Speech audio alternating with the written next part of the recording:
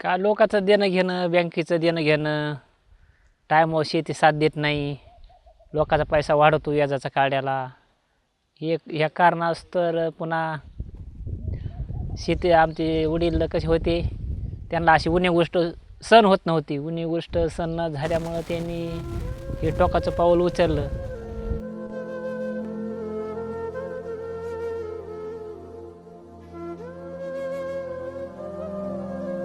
तुरीला भाव नाही, सोयाबीनीला भाव नाही, बाजरीला भाव नाही, ज्वारीला भाव नाही. 80 वर्ष झालं ना मला, तेव्हापासून हेच भाव आहे. दुकानदाराच्या दुकानात कसा भाव आहे?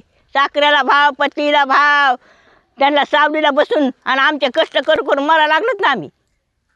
आणि मग केलेलं आता आम्ही घेतो फुतीला आणि म्हाताऱ्याने केलं. मग तसं बँकेचं कर्ज, लोकांचं कर्ज द्यायचं कशाने द्यायचं? खताला भाव, त्यांच्या पेंडीला भाव आणि आमच्या मालाला कसा भाव नाही. आम्ही कष्ट करून मरतो तरी. मग आम्ही काय करावं, कसं करायचे?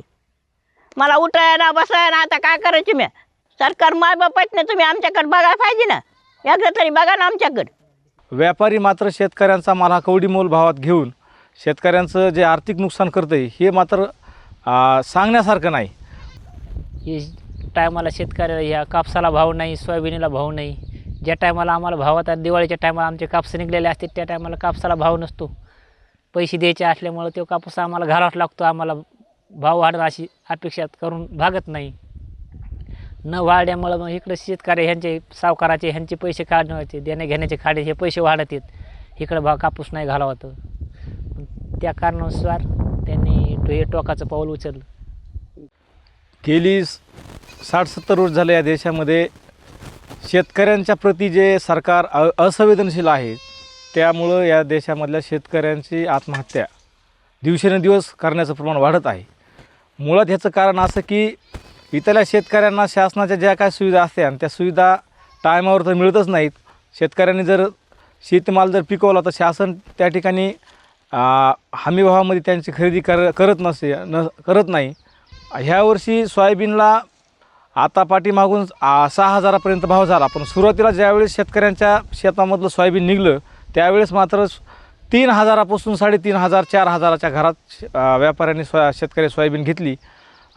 शासन मात्र वेळ काढूपणा करतं आहे आणि दिवसेंदिवस शेतकऱ्यांचं आर्थिक नुकसान करतं आहे. कापूस असन, सोयाबीन असन किंवा अन्य हरभरा असन, तूर असन, ह्या खरेदीत शासन न करत असल्यामुळं व्यापारी शेतकऱ्यांची आर्थिक लूट करत आहेत.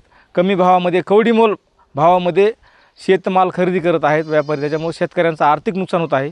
शेतकरी दिवसेंदिवस डिप्रेशनमध्ये जात आहे की उत्पादन खर्चसुद्धा निघणं काही पिकामध्ये मुश्किल आहे. ह्यावर्षी बघा भाजीपाल्याचं अशी अवस्था आहे की वांगे पाठीमागाल 50 रुपयाला, टमाटे 40 रुपयाला आणि टरबूज आता 3 आणि 4 रुपये किलो विकत होते. म्हणजे ज्या शेतीमालाला उत्पादन खर्च 10 रुपये येतो, उदाहरणार्थ टरबुजाला किलो पाठीमागं 10 रुपये खर्च येतो पिकवण्यासाठी, आणि जर 4 रुपये 5 रुपयांनी जर शेतकरी विकत असेल तर शेतकरी कशाच्या भरवशावर जगू शकतो हा विचार करण्याची गरज आहे.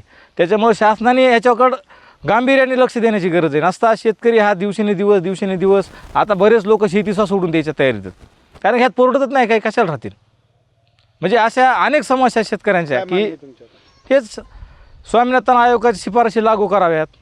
शेतकऱ्यांना उत्पादन खर्चावर आधारित हमी भाव मिळाला तर शेती परवडेल ना. नाही परवडल्या कशाला कोण करायला, तोट्याची शेती कोण करायला लागली.